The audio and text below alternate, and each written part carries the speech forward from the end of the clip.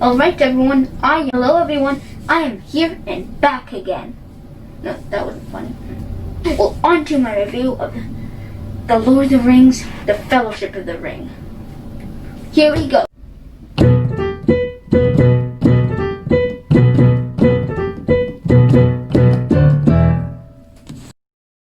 As many of you know, I love Star Wars. It's probably my favorite franchise of all time, but a very close second would be the Lord of the Ring franchise. This is also a franchise that means a lot to me ever since I was really young. I studied the lore, and the world building in this franchise is so great. Every frame we get introduced to the world so well, and I absolutely love that. There's so much good world building, and I can say that the soundtrack accompanies it so well. I'll do a soundtrack review later in this review, and I absolutely love that. The acting is great. Everyone's doing a tremendous job here at the acting. It really takes, and it feels like this world right here we're being transformed into the other world. And yes, in this movie, everyone has wants and needs, so you can care for the characters, and they have a building block for the arcs, which is what I love. I love how realistic this looks, and I like the limitations of CGI and how everything looks so real. I absolutely love that.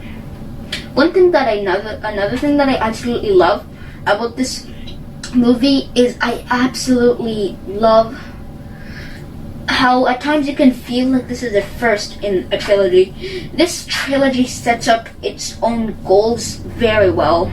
If you're wondering what I mean by that, well, a trilogy, there's usually a huge arc that is shown. There's a huge arc that spans through like the first page or the first second to the very last, excluding the end credits. Maybe the end credits do, because I like Into the West. I don't know if I like it more than may it be. Anyway, so.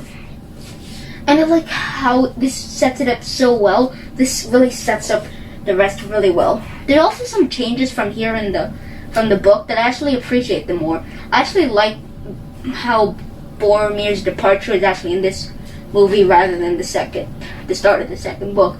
It has had an emotional climax, and that's what I love. One thing that a lot of movies rarely accomplish is here there's like 9 people in the Fellowship of the Ring.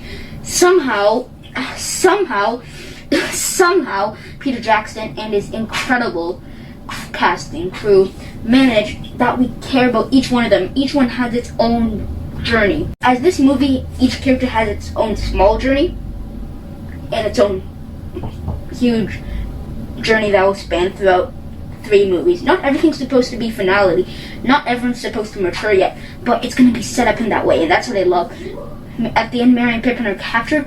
This just sets up everything so well. It makes us fear, and the world building in this movie is great, and I absolutely love that. You can feel like this world exists, and that's what I love about this movie. This movie's almost paced perfectly.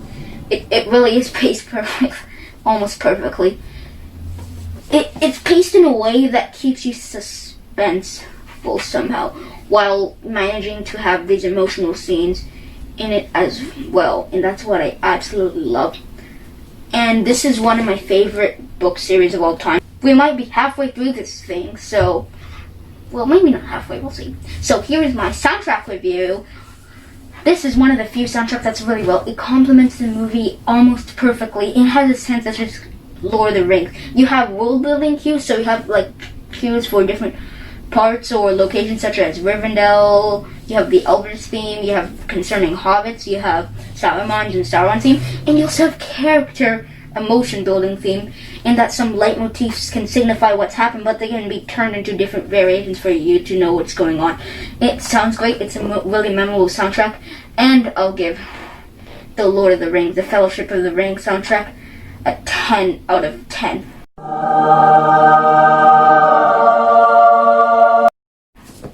Back to the review. Peter Jackson's adaptation of this is so well. I think it fits with it so well. You can just tell that it's a Peter Jackson movie, and that's absolutely what I love. The action sequences in here also really well. I also like how here there's a sense of like a long and big sense of intimidation. Like really the heroes in this movie or this whole movie is really about strong people going up and fighting against orcs and the forces of Sauron. What I love about this movie is the fact that there's a sense of intimidation for someone that the hobbits can look up to.